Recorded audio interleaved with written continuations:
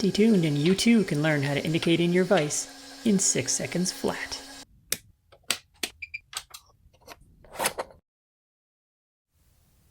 Hello Internet, my name is Quinn and this is Blondihacks. I've got another beginner skills video for you this week.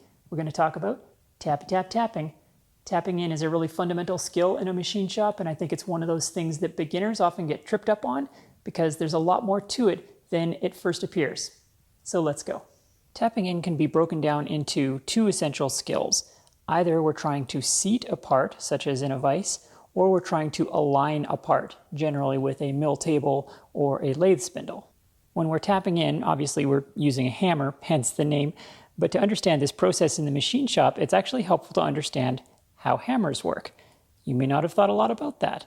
We all know what a hammer is, right? It's a mass on the end of a lever, and that allows us to use our pitiful primate strength to do things like drive steel into wood. So why is it though then that this does not work to push the nail into the wood, but this does? Well, same lever, same mass, same muscles. First method does not work, second method does. Why is that? The difference is impulse force. What the swinging is doing is it's converting all of that force that we're putting on the head of the nail with our muscles into an impulse. It's compressing that force in time, which amplifies the force in magnitude. When we're tapping things in the machine shop, we're using that exact same process to very important advantage, as you'll see. Let's start with seating parts because this is the first use of tapping in that the beginner is going to encounter, and you're going to encounter it the most often.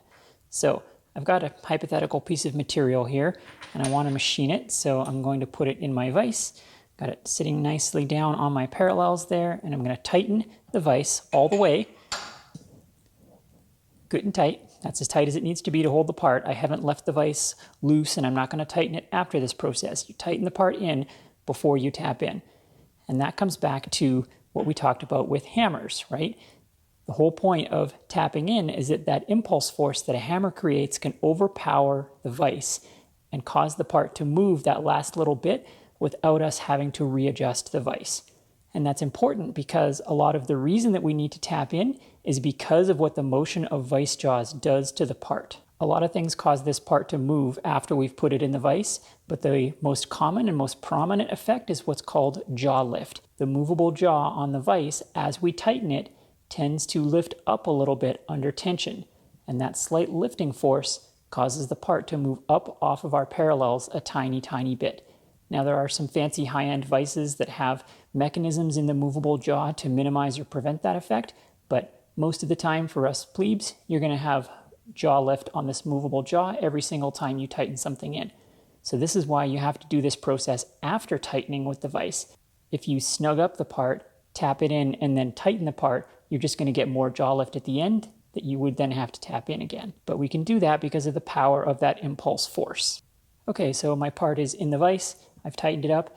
Now when I tightened the vise, it was sitting nicely on the parallels, but as you can see, it no longer is. At this point, oftentimes one of your parallels will be tight and one of them won't, but usually they won't both be tight because of jaw lift or other factors. So let's tap this in. Just like that. Now both parallels are tight. It doesn't take a lot of force usually, just a little bit of tapping. Oh, and you see there I tapped it again and this parallel got loose. So that brings me to my first point of things that can go wrong when tapping in. The first is part bounce. If you tap in too much or with too much force, the part will actually seat down against the parallels and bounce back up again. That's actually quite common. So let's correct that. I'm also keeping my finger in there on the parallels because the parallels can rattle around while you're tapping in. You can also use a spring in there. People use like a piece of bandsaw blade or something, or you can get commercial products that retain the parallels, but for now I'll just use my finger. There we go. A little bit of light tapping. Now my parallels are tight again. There are other things, however, that can cause your parallels to be loose even after all the tapping in the world. Sometimes you can tap in until your face is blue and you can't get the parallels tight. Or oftentimes you can get one parallel tight and not the other one. The most common cause of that is that the bottom corner, the back corner of your part here, is not perfectly square. I've used a 1, 2, 3 block for this demonstration specifically to remove that factor. In order for this process to work perfectly, this corner right here, which is to say this side and this side, have to be perfectly square to each other. Because of course the fixed jaw on the vise is perfectly square to the base of the vise and by extension the parallels. So we've got a perfect 90-degree corner right here between the fixed jaw and the top of the parallel. And of course this parallel as well. So if the bottom of that part is not perfectly 90 degrees, then one or both parallels won't be tight. Typically, if this angle is a little bit greater than 90 degrees, you'll be able to get this parallel tight, but not that one. Or if this angle is slightly acute, slightly more than 90 degrees, then you'll get the back one tight and not the front one. This error doesn't have to be much, just a few tenths out of square is enough to where the parallels won't get tight. Which raises the question, how big a deal is that actually? In a hobbyist environment, it's pretty common that you're not going to be able to get both parallels perfectly tight. You can pat yourself on the back and feel good when you do, but if you can't get them both tight, usually the error is really small and it's not generally going to affect the quality of the parts that you're making in a hobbyist environment. So the bottom line is, don't worry about it too much. But why does it actually matter if the part is sitting down on the parallels? Well, the whole point of parallels, of course, is that they're parallel. And the whole point of a setup like this is that we want the part to be sitting parallel to the bed of the milling machine and by extension be 90 degrees to the spindle of the milling machine. If you don't do that, then the cuts that you're making are not going to be parallel to the far side of the part. And so you're going to end up with tapers in your part. If we're imagining making this 1, 2, 3 block, your part might end up 2 inches at this end and 2 inches 2/1000ths at this end. You get a little bit of taper, and that's because the part isn't fully seated down in there. It's also crucial for repeatability. For example, if you're making more than one part, obviously you need to be able to have each part in your sequence sitting exactly in the same place in the vise. Or, as is more often the case, even if you're only making one part, sometimes you have to take the part out of the vise in order to measure it so you can figure out how much more material to remove, then put it back. And every time you take the part out and put it back, if you're not getting it in exactly the same place, and if you're not getting it perfectly parallel to the mill, then you're not going to end up with good square cuts, and you're going to be removing more or less material than you think you are. In addition to part bounce, another common source of tapping in failures is hammer bounce. You see me using a copper-faced hammer, and that's by design because copper has quite a good natural dead blow effect. You don't want any spring in the material that you're hitting with because that spring will get transmitted down into the part and cause the part to bounce. This is actually the second machinist hammer that I've made. This was the first one that I made many, many years ago, and I actually stopped using it because the ends that I chose for it were brass and aluminum, and neither of these are actually good choices for hammer faces. I didn't know that at the time, but both brass and aluminum have a fair amount of spring in them. So especially the aluminum end, this causes a lot of hammer bounce. So I made this hammer again because I wanted to make a second one anyway. This one gets used for other things, but for tapping in parts on the mill, I now use this hammer, which has copper on one end and Delrin on the other. These are both pretty good dead blow materials. Delrin is a little bit springy, but it's not too bad. So I use this end for aluminum because the other factor in a tapping in hammer is that you want the hammer face to be softer than the thing that you're hitting.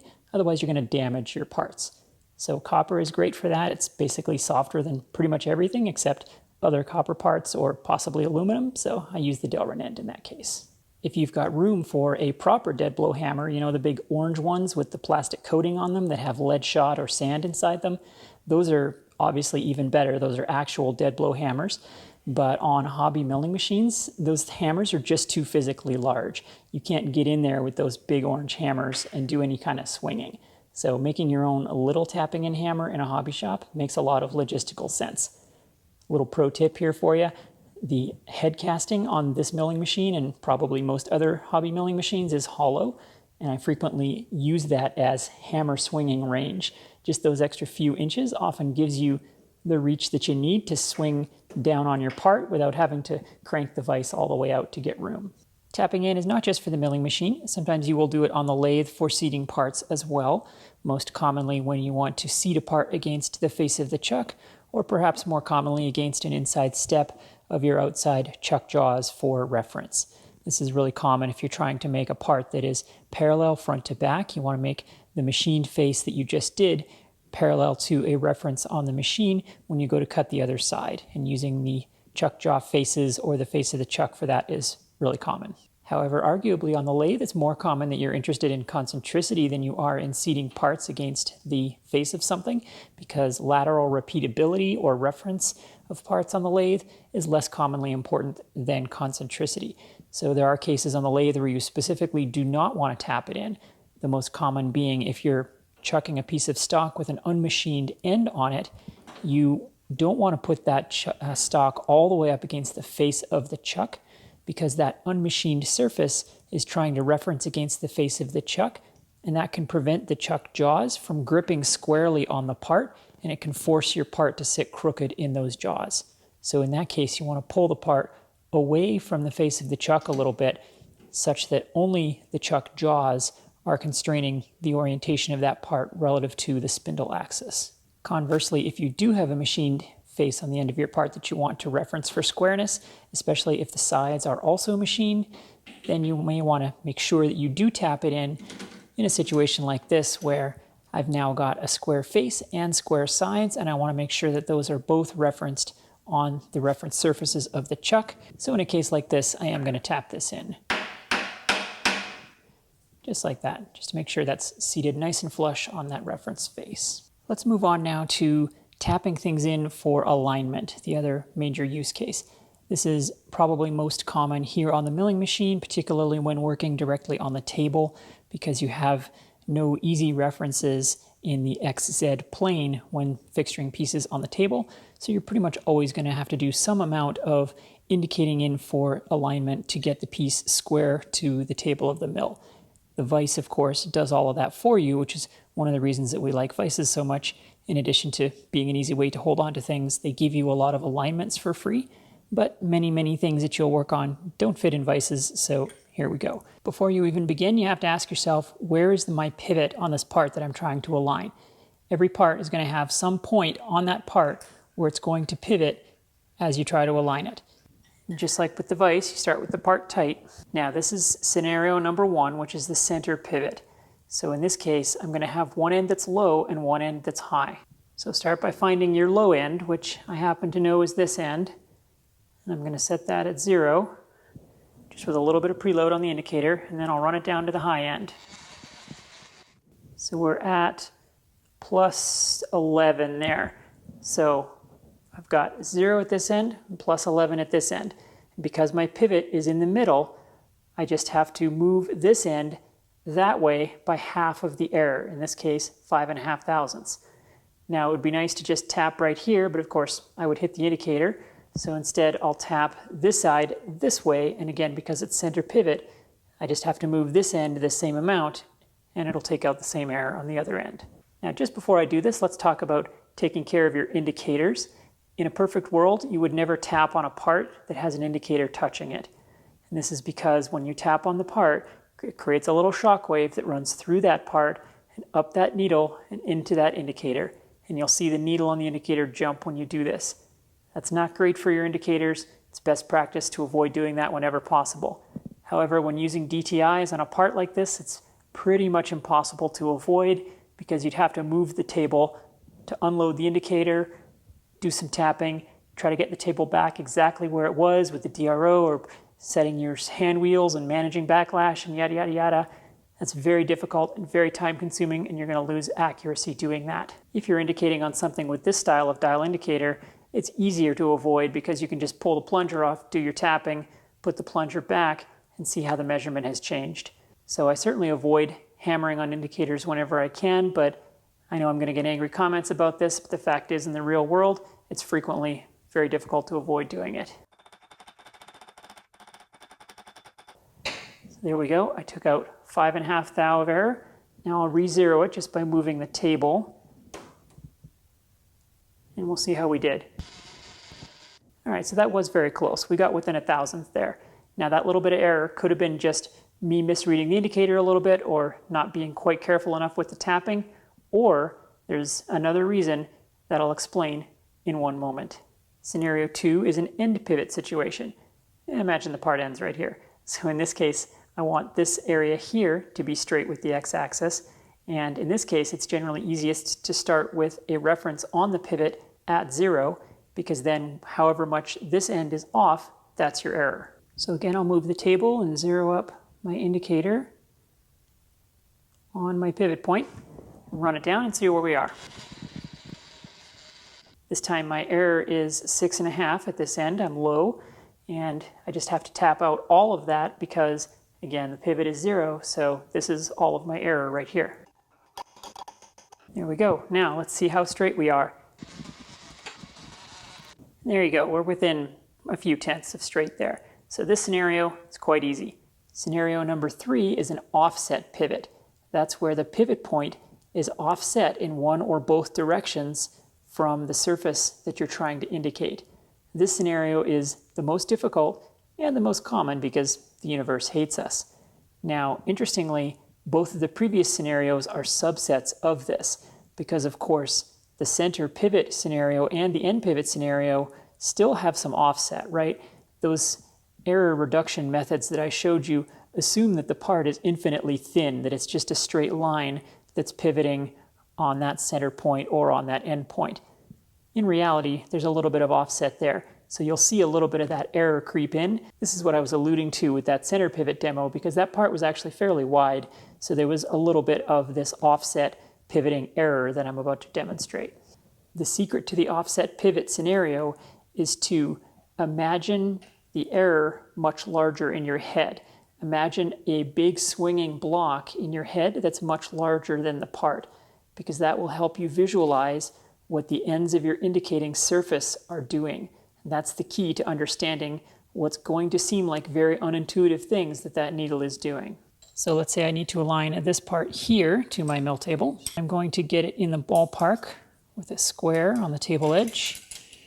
As you can see, this is going to be quite a dramatic offset turning situation. My pivot point is in one corner, offset in both directions from the two ends of the edge that I need to indicate. Okay, zeroed up the indicator at one end. So at this end, I'm at plus 1.5. So as you can see, this square got us pretty close, but oftentimes you'll need to do better. Now, again, it's important to now stop and visualize, exaggerated in your mind, what this part is doing. This end is high, and the pivot is back here, so the part is sitting like this.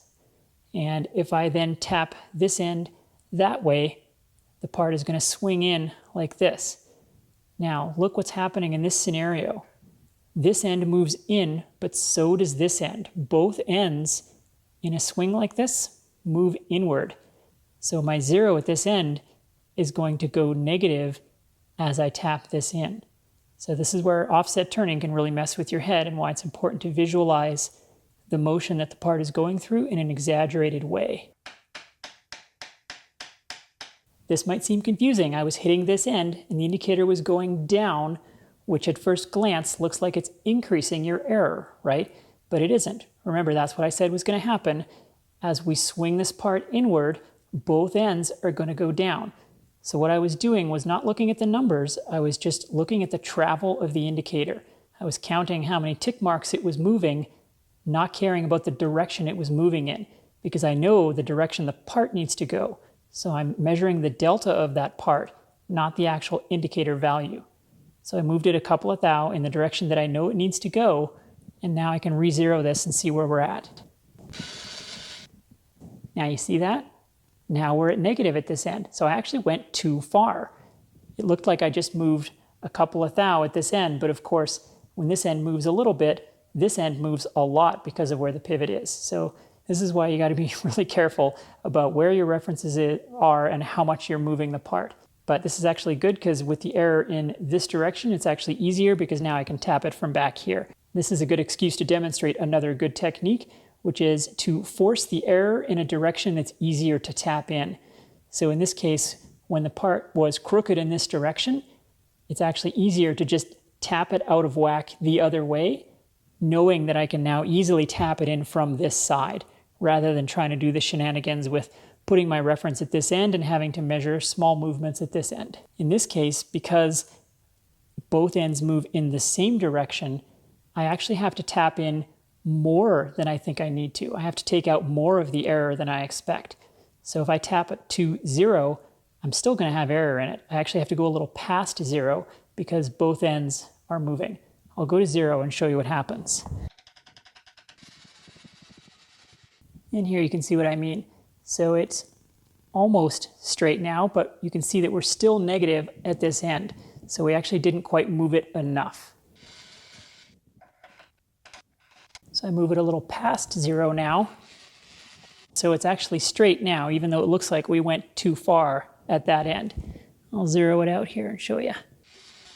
So there you go, that's within a few tenths now. So I hope that illustrated the power of visualizing what the part is doing in an exaggerated way in your mind so that you can anticipate what your two reference points are going to do in response to tapping in a particular place. That large offset scenario might seem unusual and thus you don't have to worry too much about it, but in fact, unfortunately, it's the most common scenario.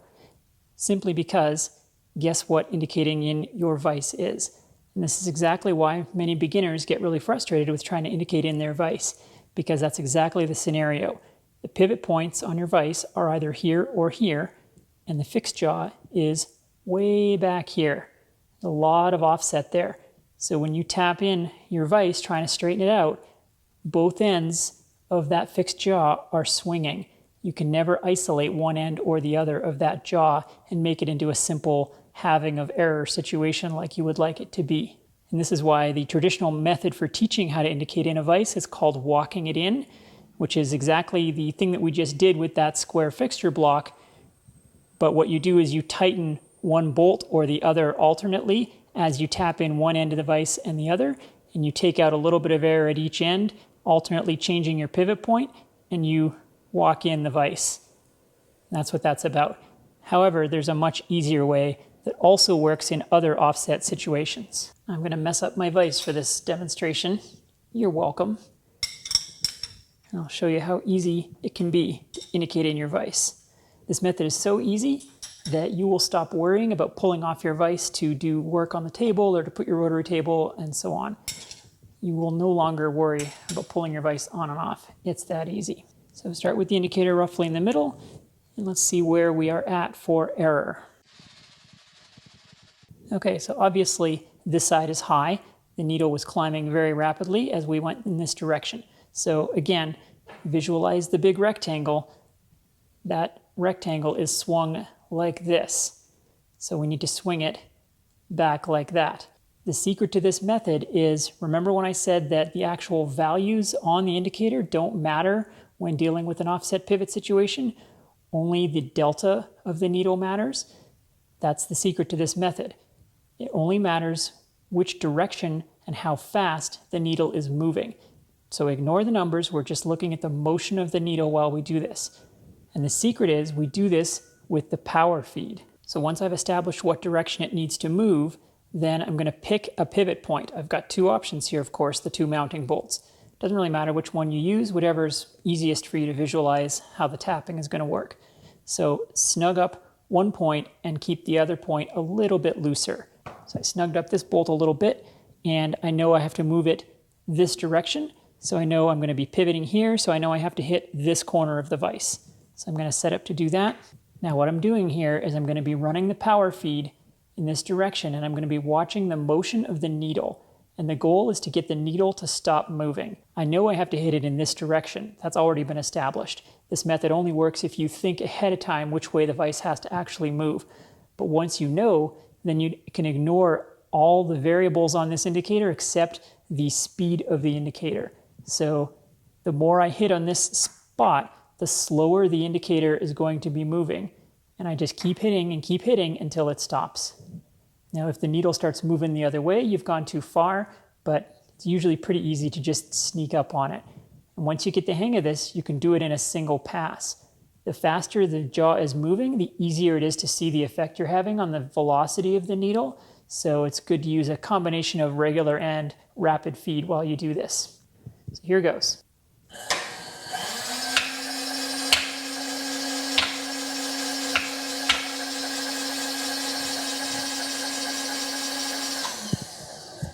Just like that.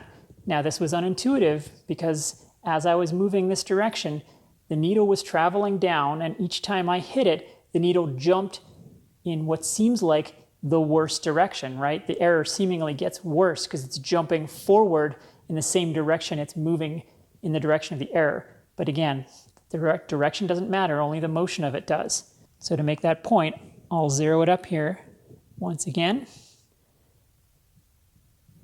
And then I'll run it back and I'll show you where we are. So boom, that vice jaw is within half a thou. I can do this again if I want to get it a little better than that, but we're within half a thou, and that took, what, 8 seconds? Just like that. That's how powerful this technique is.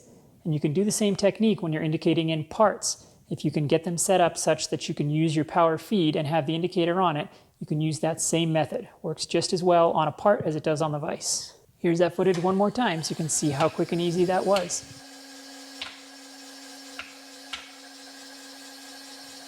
We can also tap in for alignment here on the lathe.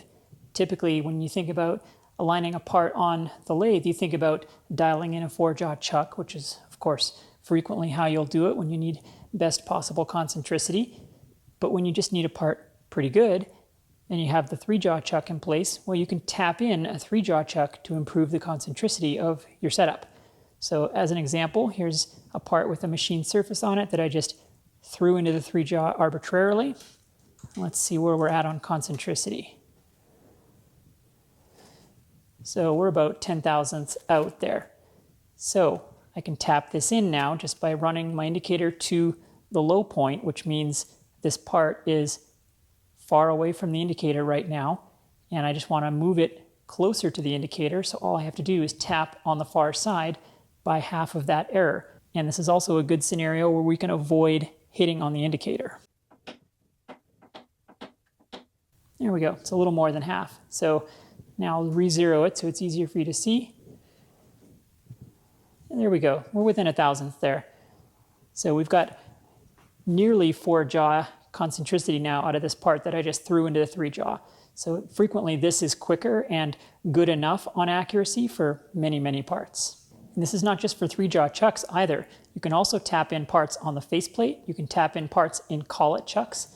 You don't think of collet chucks as being something that need tapping in, and well, if you have a good collet chuck and good collets, then they don't. But if, like me, you have a shop-made collet chuck and $5 collets, then frequently, you know, it'll be within 1,000th without any manipulation. But if you need those extra few tenths of concentricity, you can tap parts in a collet to squeeze a little bit more precision out of them.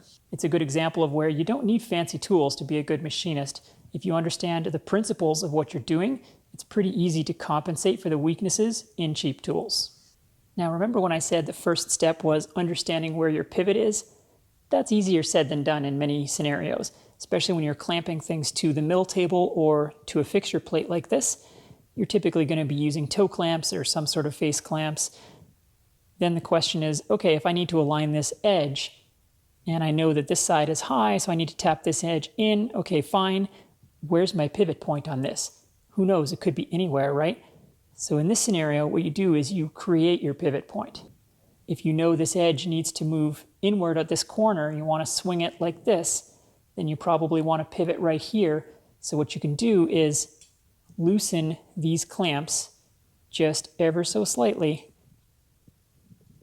then do your tapping in, and then snug them up again. You've created a pivot where you want one to be. And this is different than the jaw lift scenario because when we tighten these guys down, this part isn't really going to move. It might move a little, you should check it after clamping, but it's not like jaw lift where every single time you retighten a strap clamp that it's definitely going to move your part. Another good trick that I like a lot is you can just use your finger to create a pivot.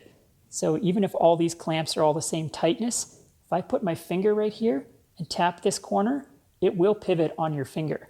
It doesn't seem like that should work because how could your finger possibly resist the strength of the hammer? But it doesn't need to. All you're doing is slightly increasing the resistance at this point because when the part moves under tapping, it's like electricity. It wants to take the easiest path. So just putting a little bit of resistance on one corner with your finger is enough to cause it to pivot on that point. So you'll see me doing this all the time in my videos. When I tap something in, if I'm tapping in back here, I just put my thumb right there, and that'll make it pivot in the direction that I want to. Might sound unintuitive, but it really does work. That was a lot of information, but I hope this is a complete treatise on tapping in for the beginner, and I hope you have an appreciation now for how incredibly powerful and flexible this simple skill is. And it is a skill. It does take practice to master all of the scenarios that we just went over. There is definitely a feel to it, but you'll get the hang of it once you understand the fundamentals of what you're trying to do and all the different ways that it can go wrong. Well, thank you very much for watching, and thanks especially to all of my patrons who make all of this content possible. And I will see you next time.